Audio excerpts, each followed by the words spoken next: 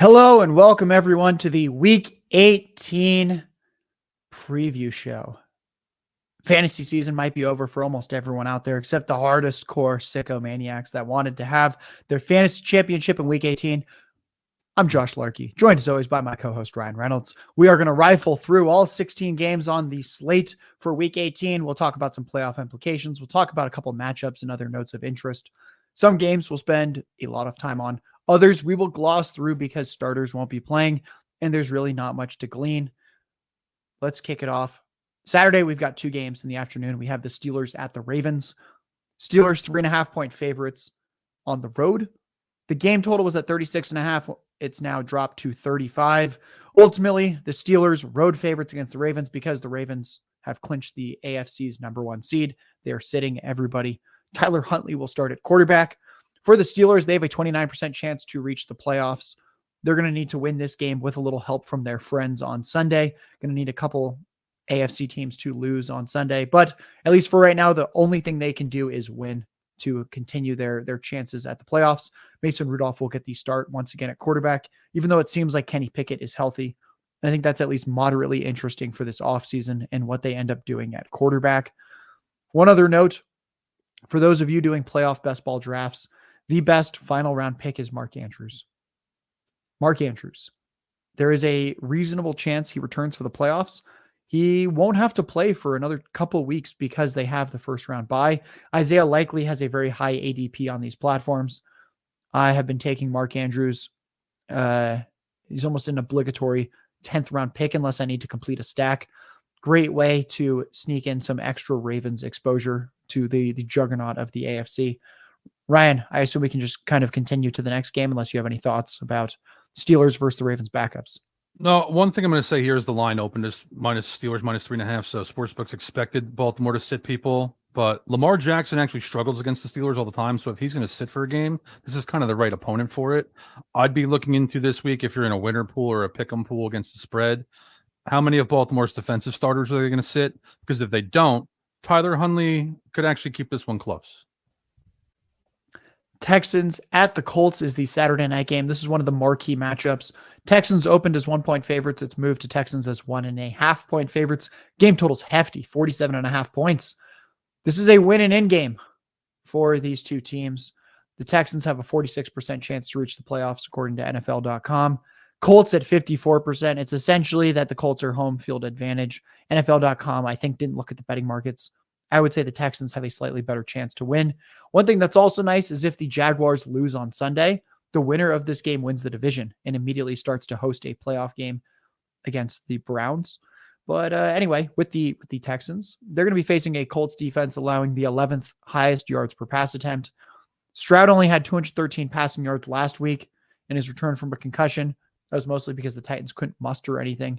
Colts offense has actually been quite good this year in terms of scoring points. Stroud could be in for a big day here. We'll talk tomorrow on the Player Prop Happy Hour about prop bets. There might be some action in this one. It's one of the few games where all the starters are playing with actual playoff implications. Colts are also a plus matchup for running backs, just across the board. 5th most rushing yards per game allowed, 4th most receiving yards per game allowed to the position. Devin Singletary's 74 yards away total from triggering a nice $125,000 bonus. And it's a good matchup for him. He's been the workhorse. So I think Devin Singletary is probably going to get a chance to accomplish that because he's their best player. And why not reward your best running back at this point? On the Colts end, again, they make the playoffs if they win against the Texans. The Texans have allowed the 7th most pass yards per game to opposing quarterbacks, yet the 4th fewest rush yards per game. This could be interesting because the Colts in many ways are built to run, not pass. Ryan, what are you looking at in this game? One of the 3 or 4 marquee games of the weekend. It's a surprise that both of these teams are in this position. Neither one of them has a really great roster, a really notable roster. I'd say CJ Stroud is the difference in this game. So I don't really care what the spread is. Texans -1, Texas -1.5. I'm going to go that way or pass in this contest. Another thing I'll throw out here is if the Colts win this game, I think Shane Steichen should be the coach of the year. You know, I know Kevin Stefanski is a great case. Cleveland's the 5th seed, had 4 different quarterbacks, going to have a 5th one this week. But the truth of the matter is the Browns have a loaded roster otherwise outside of quarterback, where the Colts really have no business being in this position right now. So for me, They win. Shane Steichen would be the guy I'd vote for Coach of the Year.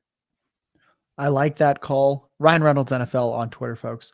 Let's move to the Sunday games. We have a lot of games Sunday early afternoon. We'll start with Jaguars at Titans.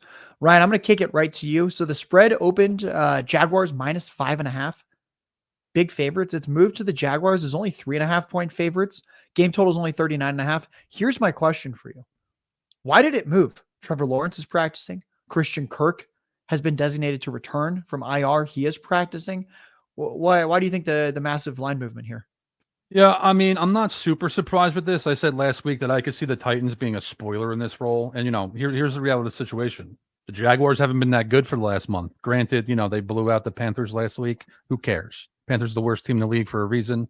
But, Tennessee, they've knocked off the Joe Burrow Bengals. They dominated them. They beat the Justin Herbert Chargers, and they beat the Dolphins as I think 12-point underdogs too. So they're live. Plus Tennessee owes Jacksonville one from last year. So I wouldn't be surprised if the Titans actually won this game. Interesting. Jaguars, as we kind of alluded to before, they secure the division and the number 4 seed, winning against the Titans. Titans have lost several key defensive starters the past month and a half via injury, via being cut due to attitude concerns, and via trade. And I'd say it's a pretty beatable secondary. So if you have Lawrence, Ridley, Kirk, Ingram, Zay Jones, I think there's at least some chance the Jaguars have a very strong day through the air. On the other end, Jacksonville's pass defense has been a liability a lot of this year.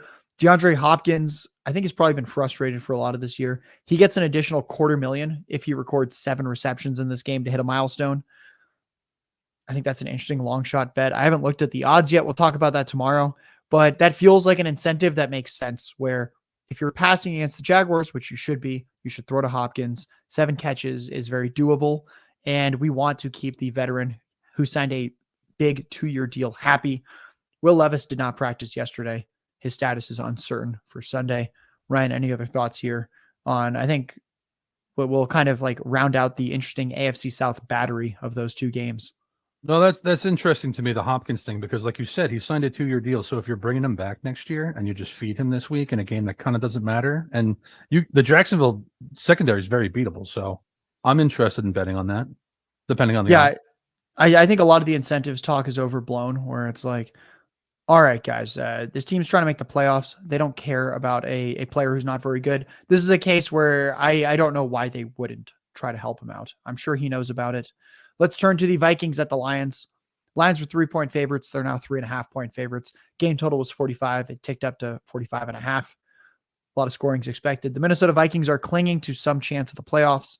Ultimately, they need to win this game. And then I believe there's 3 teams that will all need to lose. I don't remember the teams off the top of my head, but they're all going to be playing at this time or later. So technically the Vikings will be incentivized to win this game. Nick Mullins draws the start at quarterback.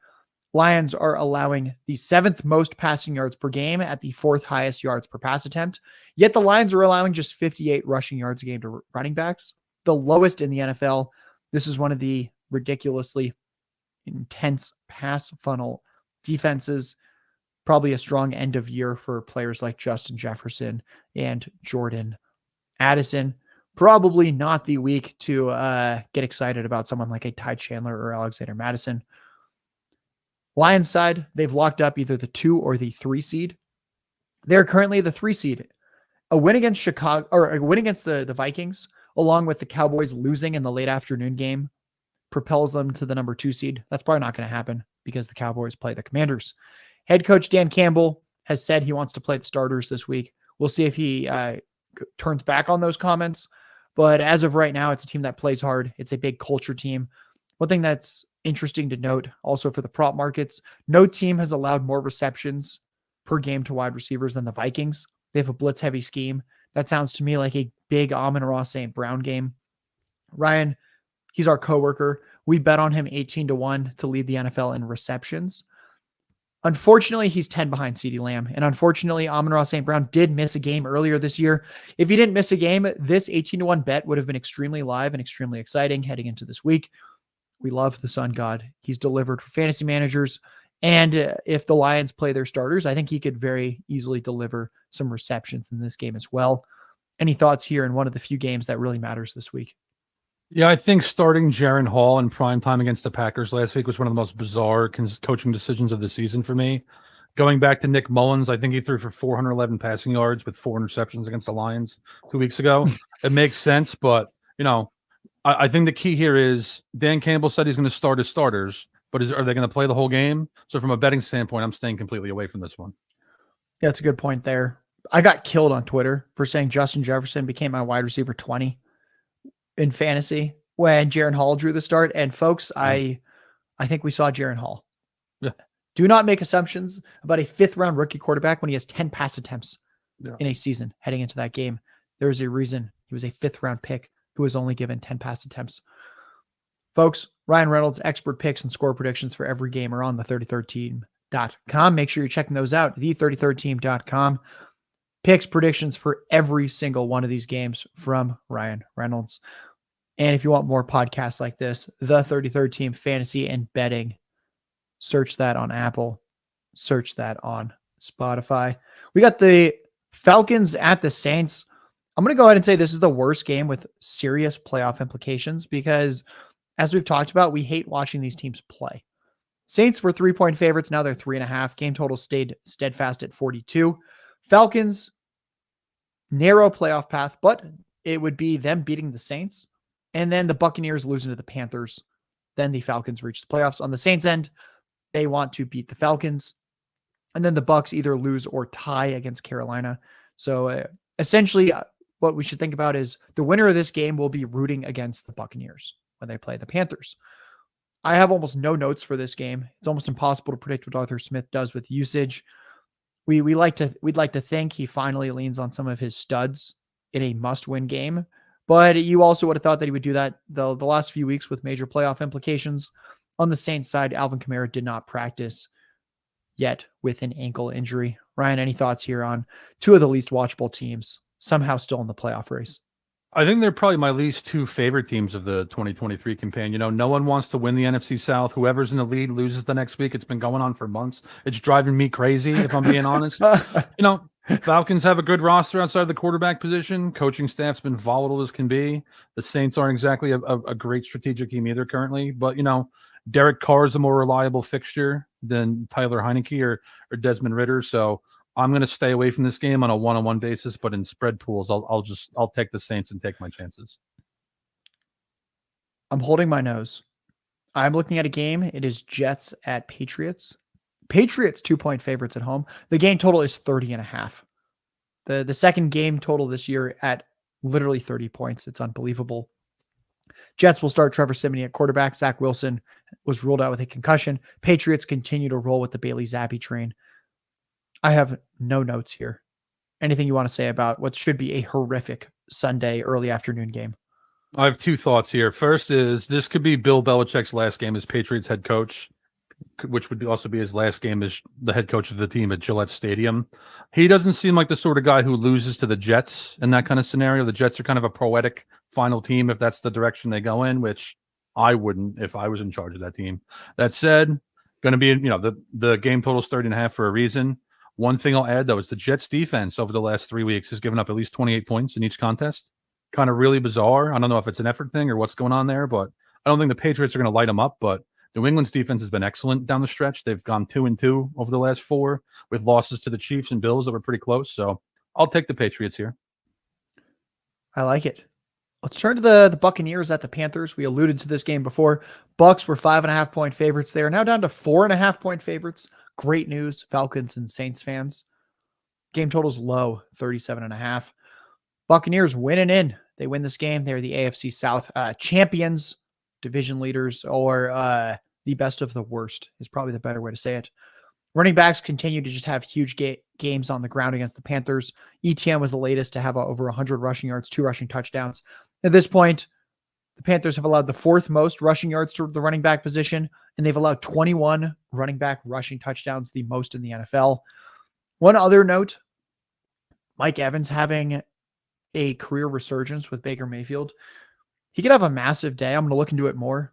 He's probably going to run a lot of routes against the 5'10" cornerback Dante Jackson. Panthers have generally been a pretty tough team against receivers, and I think a lot of that's just because teams run the piss out of the ball and they don't need to pass against them. I think the Buccaneers kind of know that their best path to victory on a game-by-game basis is Baker, Evans, Godwin.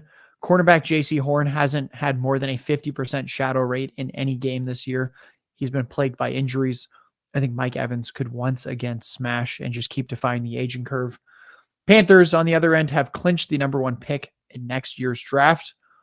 Congrats, Bears fans, because you have that pick. Panthers literally scored 0 points against the Jaguars last week. 0 points. Bryce Young threw for 112 passing yards. Chuba Hubbard had 45 rushing yards. We can't make these numbers up. The Buccaneers' pass defense has been pretty terrible this year. I don't think that matters. I think we should either pass or bet against the Panthers literally every single week at this point. Yeah, I mean, Tampa needs to win this game. They should win this game. On the bright side, if they don't, maybe that's an out with them for signing Baker Mayfield to a $100 million contract. He had 2 really good games 2 weeks ago, came back down to reality last week. From a sports betting standpoint, this spread is a Panthers or pass for me. I'm going to stay away from this one because I have absolutely no confidence in Carolina. Next game is the Browns at the Bengals. This game stinks. Bengals were 6-point favorites. It moved to 7 points. Game totals dropping from 38.5 to 37.5. It's because the Browns clinched the number 5 seed. No matter what happens, they're the number 5 seed. And they're going to be playing on the road against whoever wins the AFC South. No Joe Flacco. We'll have Jeff Driscoll this week. Most people just remember him as a meme at this point because he has a very large hindquarters, and that picture has been circulating. He's been tight end eligible at times in fantasy. That might be how some people know about him. I think this is going to just be a slog. On the Bengals side, the plan is currently, from everything that I've read, from what the spread indicates, that they are playing their starters. Jamar Chase has made a couple comments that suggest that he wants to have a pretty big game this week. Not saying we should bet on Chase in the prop market in any way, but I think it'll at least be interesting because I think this could affect our perception in some ways for next year's redraft season for fantasy, for best ball. If Chase ends week 18 with a 150-yard game, I think that actually changes the conversation. But again, this game will stink because the Browns are resting everybody. Ryan?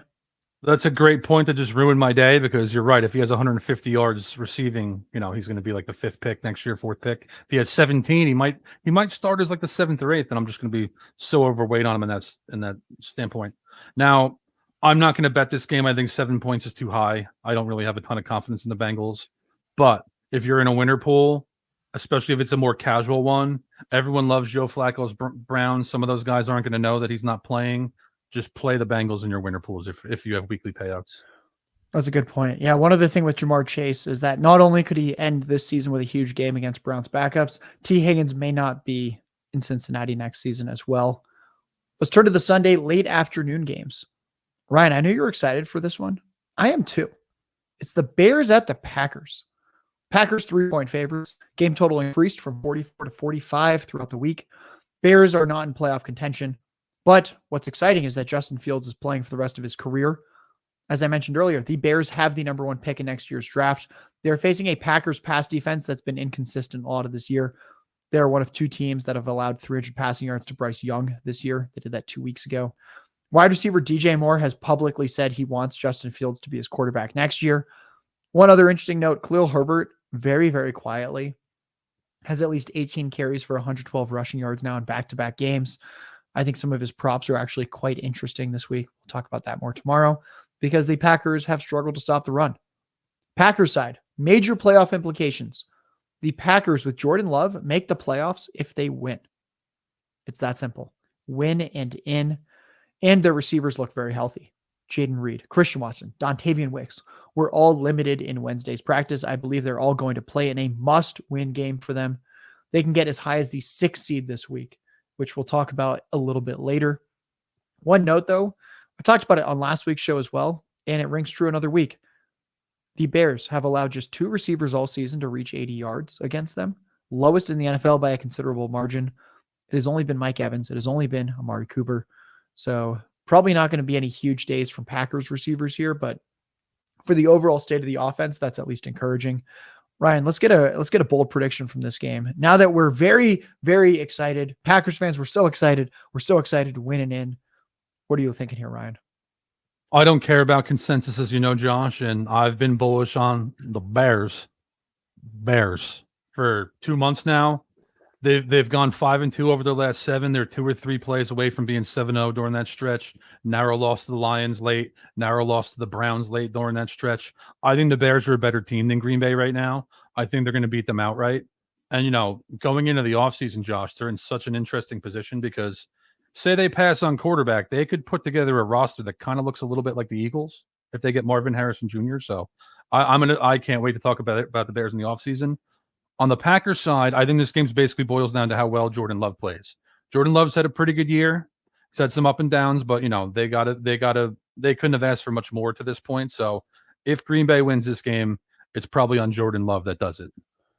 I love what you said there. I was actually going to ask as a follow-up question because we don't share too many notes pre-show. I was going to say, if the Bears keep Fields, are they 2 years behind the Jalen Hurts Eagles in terms of that rebuild? And I love that you made that parallel, since that's kind of how I'd view it as well, where a couple premium picks and suddenly this is a loaded roster.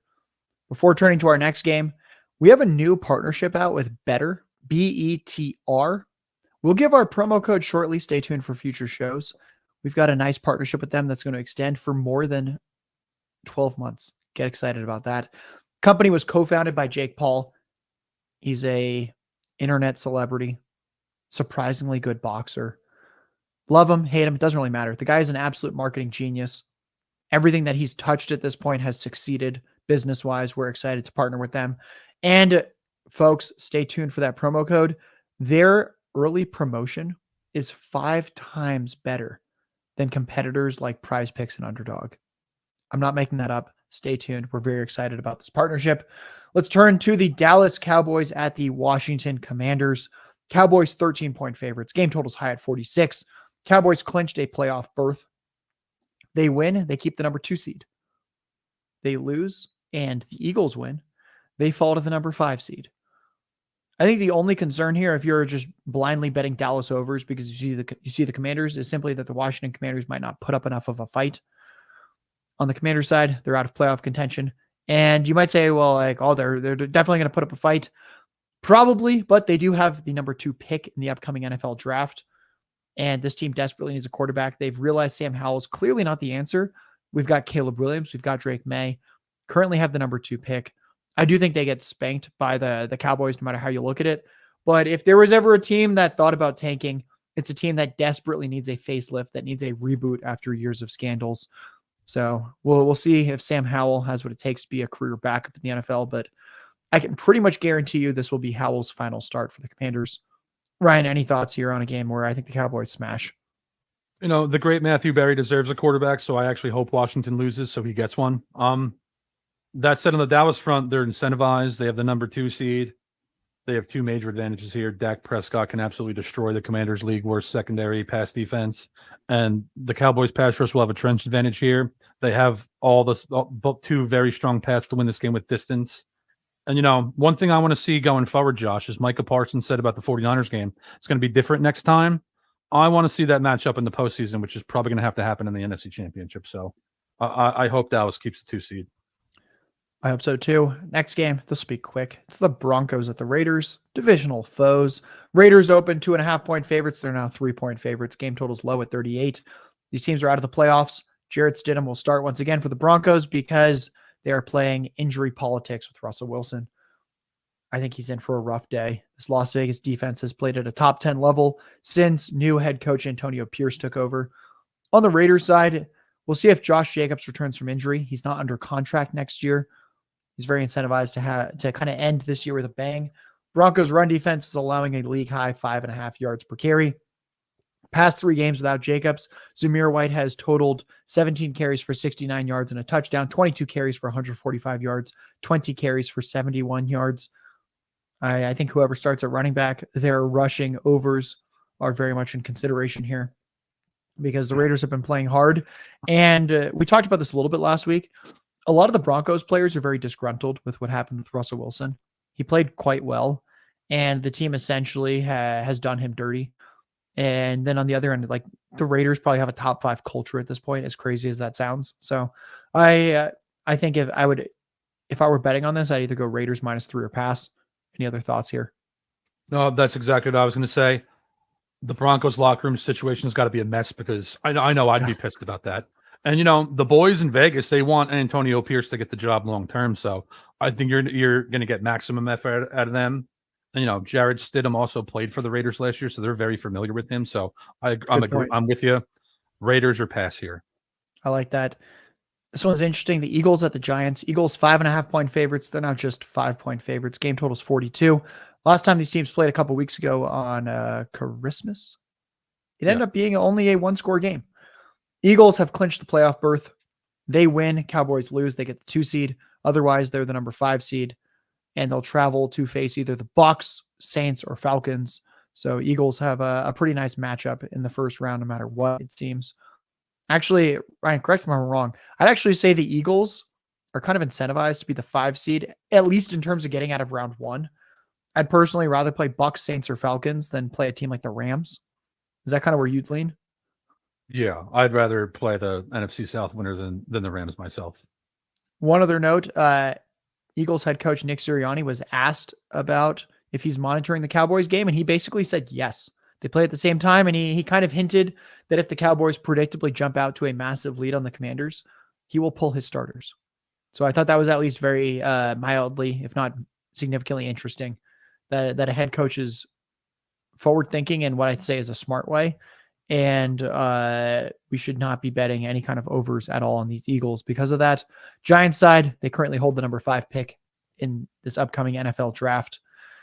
Eagles are exploitable through the air. Looks like Tyrod Taylor and his deep ball will be on display once again. And Saquon Barkley, currently not under contract with any team after this year. So just like a Josh Jacobs situation, always interesting to see how these veterans, where there's a lot to prove, play in Week 18.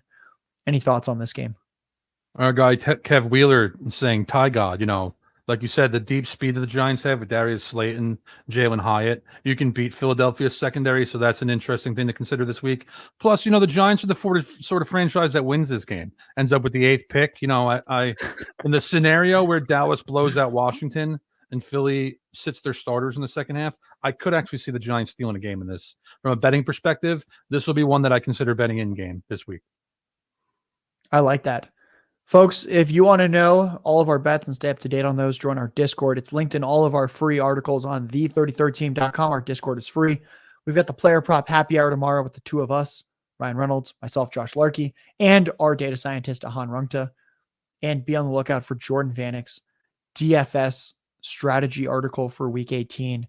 So many injuries, backup quarterbacks, motivation, everything to worry about. Jordan's going to let you know which stacks he's targeting for the weekend games and his full player pool. Week 18 is a big one for the news grind. Let's turn to one of the more interesting games of the week. Divisional game, Seahawks at the Cardinals. Seahawks just 2.5-point favorites. Game total is high at 48. I was a little bit surprised initially to see the spread so close. I think it probably reflects that the Seahawks offense has underwhelmed all season. Seahawks sneak into the playoffs if they win and the Packers lose.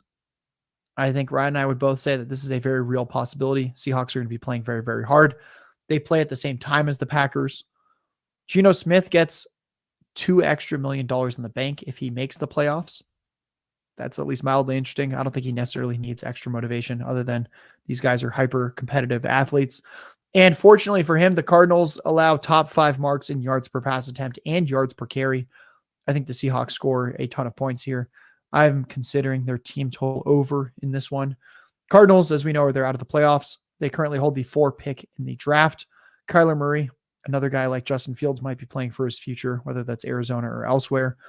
Seahawks have struggled against running backs this year, and they've also struggled against slot receivers. That's interesting for James Conner, and that's interesting for Rondale Moore, whose usage has ticked up. Greg Dortch is tiny. He actually plays a good bit out wide because Rondale Moore is tinier, and Rondale Moore occupies the slot full-time. One other note, Seattle is the only team to allow at least 400 rushing yards to quarterbacks this year. Kyler Murray might be in for a big rushing game. We'll look at some of those props potentially for tomorrow's show. Ryan, any thoughts on this game? Yeah, I have a lot of thoughts, actually. From a talent standpoint, Seattle should blow the doors off Arizona. Instead, they gave up 30 points to Mason Rudolph last week in a game where they basically make the playoffs if they win. They belong in the same conversation as the Falcons and the Saints this year, where it's like you have a very good roster, but you guys kind of stink. And I'm very surprised in this instance. I'd put a lot of it on Geno Smith personally, but like you said, if the Seahawks just went nuts in this game and won it 37-20, it wouldn't really surprise me. Especially since Arizona just came off a big win, they're in a letdown spot. So I have no confidence in Seattle at all. But I'm taking them or leaving this one alone. Yeah, I'm thinking about Seattle at 2.5 right now as well. Next game, this one stinks. Sorry, folks. It sounded good a few weeks ago. It's the Rams at the Niners. We've got some starters resting. Niners were 3.5-point favorites. They're now 4-point favorites. Game total was at 42. It dropped to 41. Rams have locked up the 6 or 7 seed. So they're probably playing either Dallas or Detroit. I thought early in the week they might try to win this one just to play Detroit. I think the pass game of the Rams matches up well with the Lions' pass defense, but it looks like they're just going to relax. Carson Wentz is at quarterback. For the Niners, they've clinched the number 1 seed, just like the Ravens. No need to play anybody. Christian McCaffrey is out. Sam Darnold will start at quarterback. I think the playing time expectations for Ayuk, Kittle, Debo on the defensive side, Bosa and company, I'd say temper those expectations. Puka Nacua, I think, is 28, 29 receiving yards away from the rookie record. He should hit that. McVay even mentioned he wants him to hit that. But again, that's not someone you can bet on. It's like 29 yards. His player prop will probably open above that. I think everyone gets pulled in this. I think Puka hits 30 receiving yards and he gets yanked immediately. Any thoughts here? I have a few. First is to go back to the Coach of the Year conversation. I think there's 3 real candidates. Steichen if he wins, Stefanski regardless, and I think Sean McVay belongs in that conversation. What the Rams offense has done this year has been remarkable. My concern in this game is like them playing their backups. They have a pretty thin roster to begin with. Where San Francisco still has a pretty good pass rush, even if they sit Bosa and company. So I think San Francisco has more paths to a decisive win here than the Rams. But McVay is just such a magician that's my only concern here. So this is, again, 49ers or pass for me in this contest. Yikes. We've got Chiefs at Chargers. Don't worry, folks. We've got one more great game on tap coming up shortly. Chargers, 3-point favorites. Initially, they're now 3.5-point favorites. Game total dropped from 35.5 to 35. Chiefs will be the AFC's number 3 seed no matter what happens in this one. Blaine Gabbert will start at quarterback. He is not Patrick Mahomes. He's not close to it. Chargers were eliminated from playoff contention weeks ago. One interesting note, we're now at 4 straight games where Gerald Everett has at least 8 targets with Easton Stick. Might bet a Gerald Everett over. Did that last week. Might do that again. I don't know what's going on there. I don't believe he's under contract with them next year, but he's the only Charger that I'm mildly interested in because last week we saw a nice wide receiver committee that included, I believe, Keelan Doss and Alex Erickson. This is just an absolute mess of a game. Any thoughts on this divisional one? This is my least favorite game of the slate. But my question is, why are the Chargers 3.5-point favorites? I mean, Andy Reid's the Chiefs coach. I think that alone should have made this a pick'em. I'm not betting it because this is, like you said, this is a disaster. But I don't think this Chargers team should be favored over anyone. That's kind of what I was thinking. I was surprised. I thought it would be a pick'em too. This Chargers roster is terrible. Yeah, it's and they don't have a head coach. Anyway, folks, game of the week. It happens to be the final game of the week as well. This is perfect. All eyes are on Sunday Night Football. Buffalo Bills at the Miami Dolphins. We love this. Bills 3-point favorites. Game total was 50, moved down to 49.5. It's still hefty, by far the highest on the slate.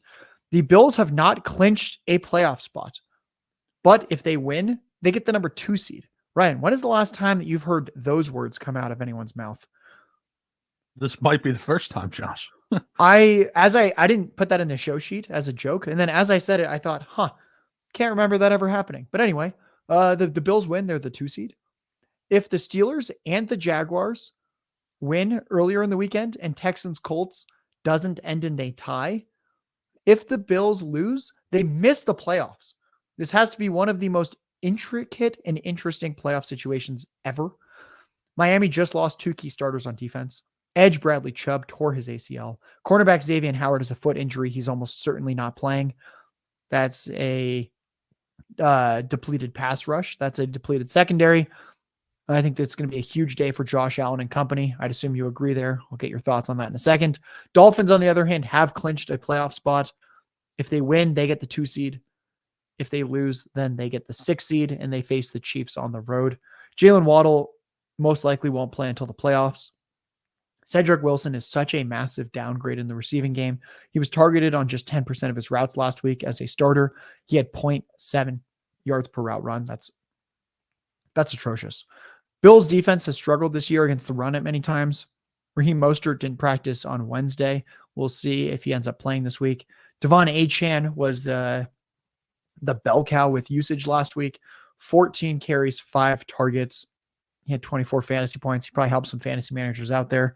We'll see. Should Mostert miss, I think Achane is a very interesting play here. Ryan, any thoughts on the game of the week?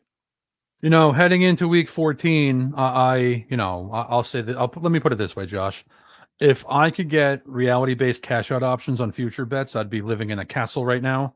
I recommended Josh Allen at 40-1 for the MVP because I thought Buffalo was going to win out. He's not going to hit that, but he's closer than anyone would have thought he was. I've been above consensus on Buffalo in power rankings since then, where people have, been saying negative things to me, where it's like, here we are. They win. They're the number 2 seed, and they're probably the team that has the best shot of knocking off the Ravens in the AFC, maybe even by a mile. So Buffalo, I have some confidence in. That said, under normal circumstances, Miami's a team that can beat anyone when they're at full strength. But like you said, injuries have just ruined this team currently. They have 4 guys that are on the injury report on their offensive line. Raheem Mostert's still on the injury report. Tyreek Hill, Jalen Waddle. In addition, they're both of their edge rushers are out. Jerome Baker's one of their better defenders. He's still on IR.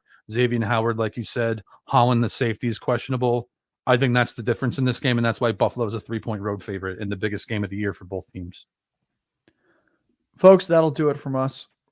From myself, Josh Larky. From my co-host, Ryan Reynolds. We will be back in the airwaves tomorrow, Friday, mid-afternoon with Han Rungta to discuss some player prop bets. From myself, Josh Larky, from my co-host, Ryan Reynolds, from the 33rd team, from our new sponsor, Better, promo code coming shortly. Thank you, everyone.